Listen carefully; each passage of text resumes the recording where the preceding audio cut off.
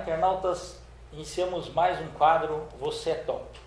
E hoje nós vamos entrar num mundo que fala muito de espiritualidade, um mundo que fala muito de luz, né? Nós vamos falar sobre numerologia e a nossa convidada de hoje, né, é uma pessoa assim, muito bacana, muito lúdica, e nós vamos conversar então com Mara Carvalho. Mara, muito obrigado aí pela tua presença, né? Eu também que agradeço. Do Valdir aqui, teu marido, que acabou trazendo você até aqui. Muito obrigada. Obrigada pela oportunidade.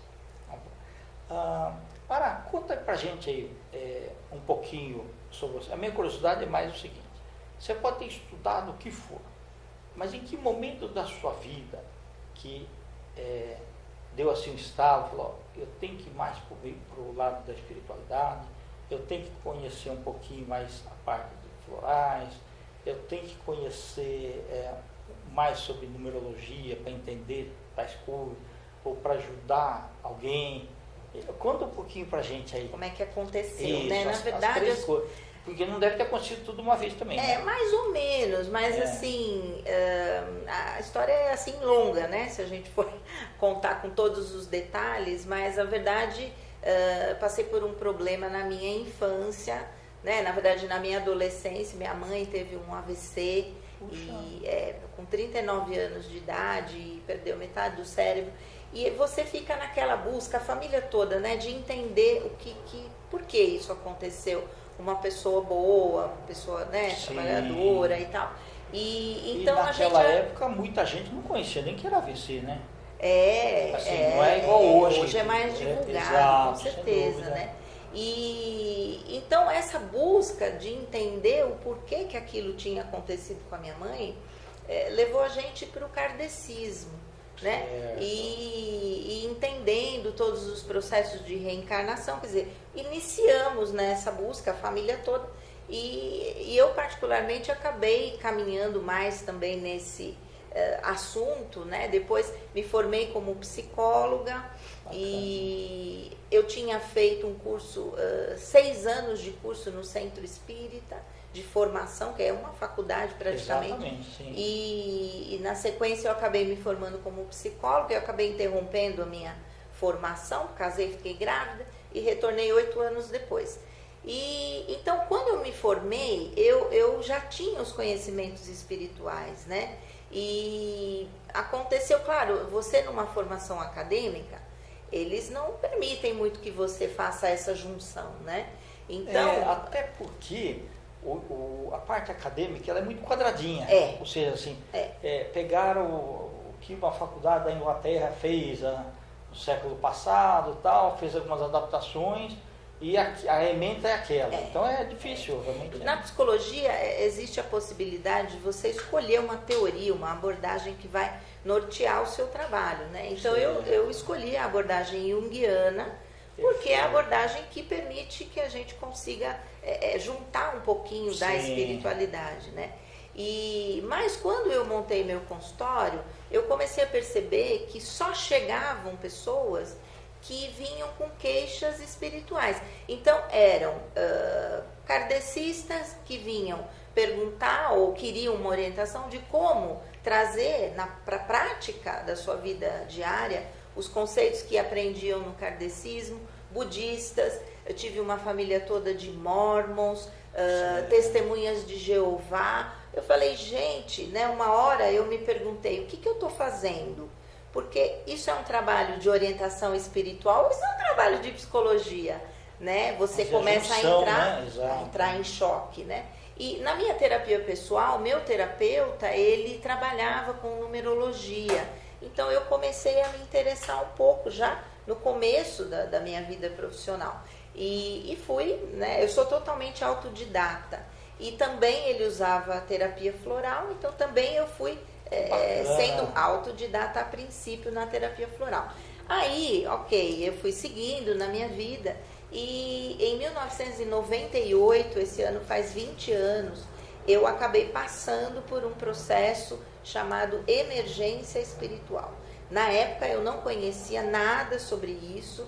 Esse é um conceito que foi colocado por um psiquiatra americano chamado Stanislav Grof, que fala de um processo de expansão da consciência num curto espaço de tempo.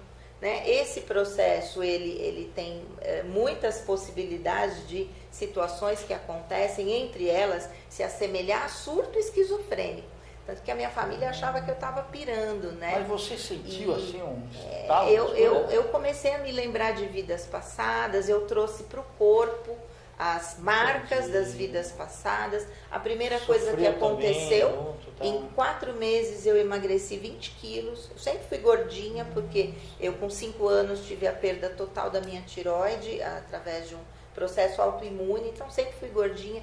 Emagreci 20 quilos, fiquei cadavérica.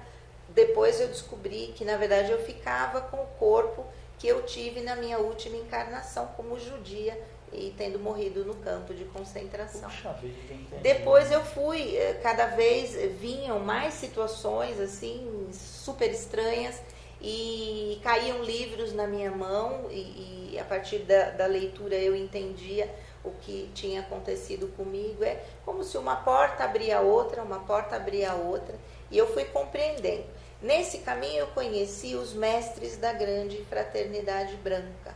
Não sei se você conhece, já ouviu falar? Já ouvi falar. Né? Então, que é a hierarquia de seres espirituais que conduzem Sim. a evolução do planeta Terra. E a maioria das minhas vidas, sem ser a vida como judia, eu fui freira católica. Né? Então, uma conexão muito grande com esse aspecto religioso. Pensei em ser freira na minha infância. E então me reconheci como uma discípula da grande fraternidade branca, e com essa abertura dos canais espirituais comecei a canalizar mensagens, e os próprios mestres foram me, vamos dizer, orientando durante esse processo o que estava acontecendo comigo, ainda sem o nome emergência espiritual. Isso eu conheci mais lá na frente. Então, foi algo que eu não tive controle, eu fiquei mergulhada nesse processo durante 3 anos, foi realmente uma loucura, mas traz para você uma lucidez, é o encontro com a sua verdadeira essência, né? Com os seus propósitos. Então, muita coisa aconteceu a partir daí, e eu era casada com outra pessoa, 20 anos, eu acabei me divorciando, né? Entendendo que esse não era mais o caminho que eu queria para mim. E a partir daí, eu já era terapeuta floral, já tinha acabado de fazer um curso de pós-graduação, também fiz a estrutura, montei a estrutura de um curso de formação de terapeutas holísticos e terapeutas florais.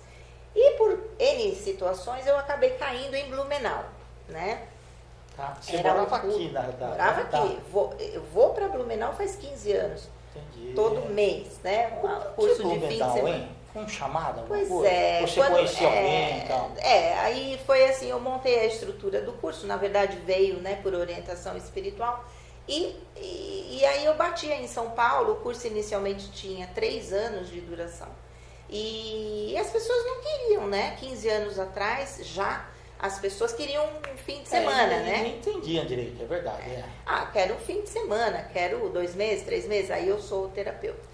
E, na verdade, uma formação profunda, nem com 3 anos você consegue, mas vamos lá, né? Isso. E então eu brinquei, né, com a espiritualidade. Vocês me deram um curso maravilhoso, mas aqui ninguém quer, um elefante branco, né? Porque aqui em São Paulo ninguém quer. Aí eles me orientaram a procurar quem eu tivesse fora de São Paulo. Eu tinha 2 amigas, uma em Andradina, liguei para ela disse, olha, aqui o pessoal é bastante fechado, acho que nem adianta. E uma outra amiga minha, que é uma estilista, que tinha se mudado lá para Blumenau, e ela falou, vem para cá, vou te levar em 2 lugares, né? Me levou na FURB, que é a universidade lá de Blumenau, mas uma universidade convencional, não ia colocar um curso holístico. E num espaço alternativo que tinha lá, chamado Anahata, né? Uma coisa maravilhosa, 5.000 metros de espaço, de super, né? E aí eu fui e acabei encontrando com a dona do espaço, que na verdade nem ficava muito lá, sabe, aquela sincronicidade, né? São as coincidências significativas, né? Nada é por acaso. E no dia seguinte ela já me chamou, eu deixei um folder com toda a programação. Ela disse, vem, eu quero você aqui no espaço. E Isso foi em abril, em julho eu fiz uma pré-seleção dos candidatos e em agosto iniciei e faz 15 anos que eu estou em Blumenau. A partir daí, com bastante dificuldade e tal. Mas a primeira turma, né, que se formou, no final do curso, nós decidimos, ao invés de cada um fazer um trabalho de conclusão de curso, que a gente, por uma inspiração espiritual também, que a gente fizesse a pesquisa de um novo repertório de essências florais. E uma das alunas, o pai era orquidófilo e tinha um orquidário em casa. Então, nós escolhemos fazer as essências de orquídeas, né? E como orientação também vieram as essências dos minerais, das pedras com estrutura cristalina, que são os florais libertários. Eu fiquei 12 anos nesse trabalho de pesquisa, escrevi 9 livros que não estão publicados, porque é bom dinheiro, né? Mas vamos lá, a gente vai acho que fazer e-book agora. E estamos com esse trabalho, né? Provavelmente é um dos maiores sistemas do mundo em número de essências, são 650 essências e fórmulas compostas, extraídas, né, das matrizes de cristais e de orquídeas. E esse é o trabalho que eu faço, né? Esse meu processo individual também, eu fui escrevendo, né? Eu sou escritora, fui escrevendo todas as minhas passagens, né, dia a dia, e se transformou numa trilogia que se chama Tornando-se Luz, né? E assim, na verdade, eu fiquei um pouco escondida, né? Foram muitas situações muito profundas e de muito impacto que eu trago como revelação nesses livros, né? Então eu estou há 20 anos com isso guardado. Talvez agora, esse ano, a gente... História maravilhosa.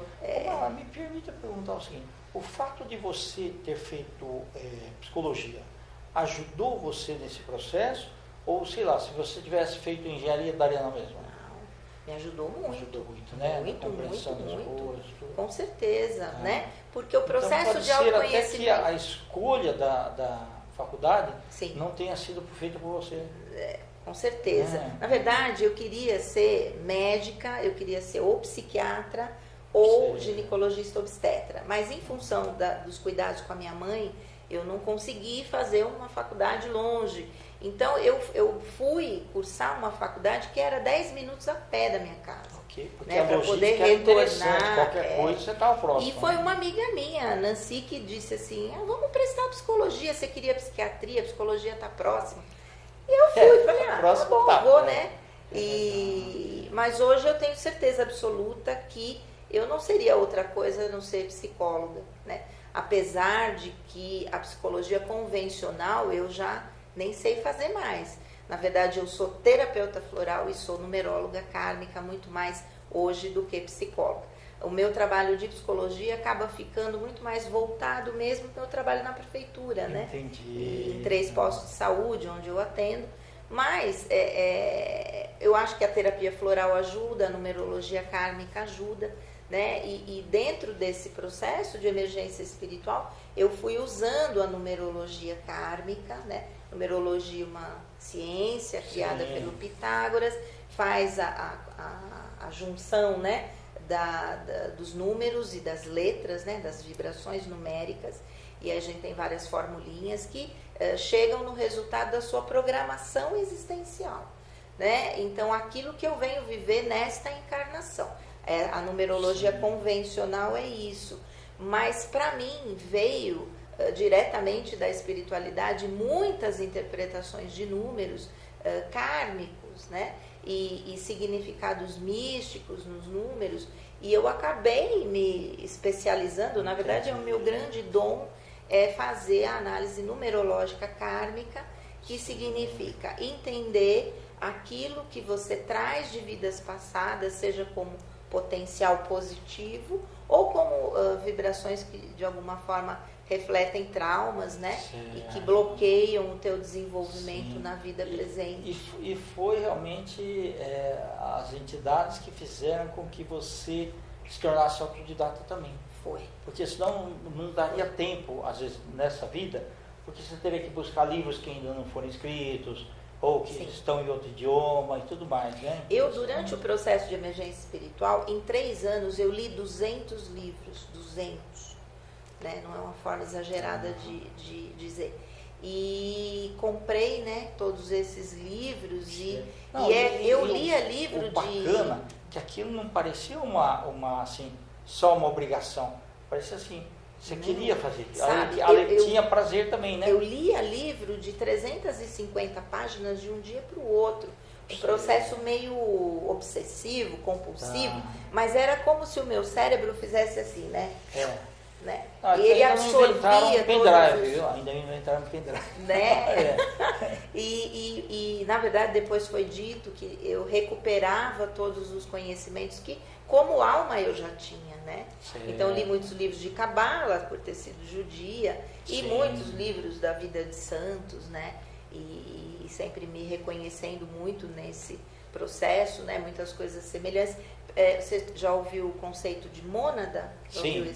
Então, né, eu pertenço à mônada dos santos, então é algo que está muito vivo dentro de mim, esse caminho, né, de busca da santidade. Na verdade é o caminho de busca de elevação espiritual, né? Exatamente. Eu me reconheci como uma missionária, como uma discípula realmente da grande fraternidade branca.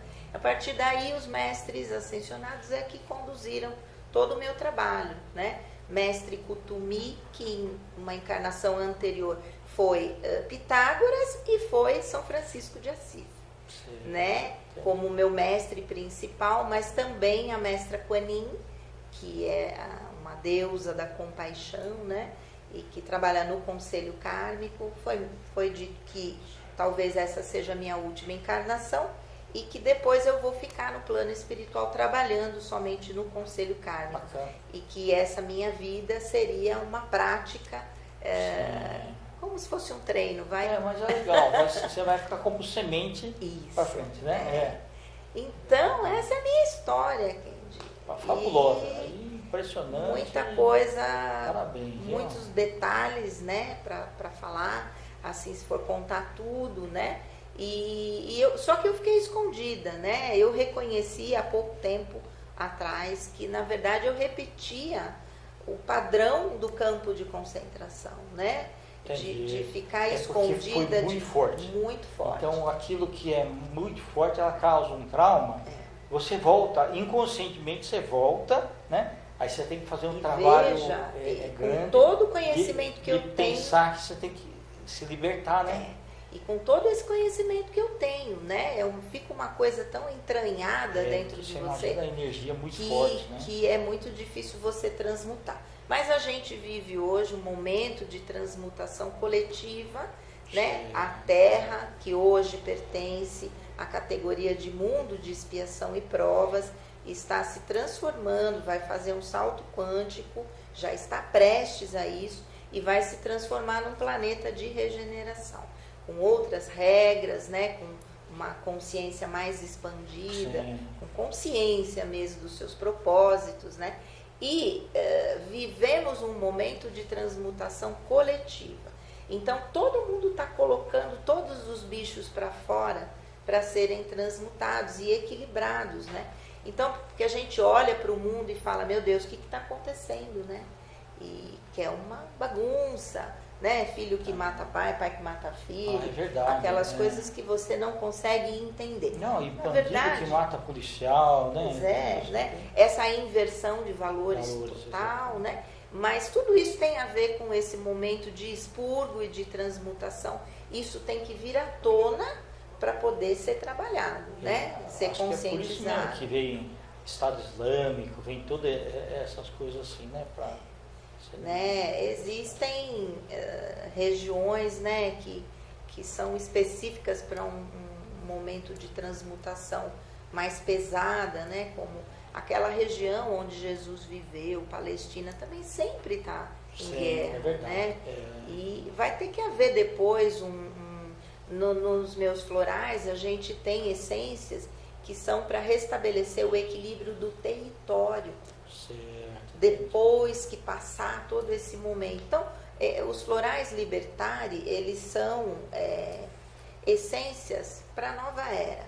Eles ajudam, eles são essências eminentemente kármicas, né? Daí que eu fui, 14 anos depois que eu fui entender por que eu tinha passado pelo processo de emergência espiritual.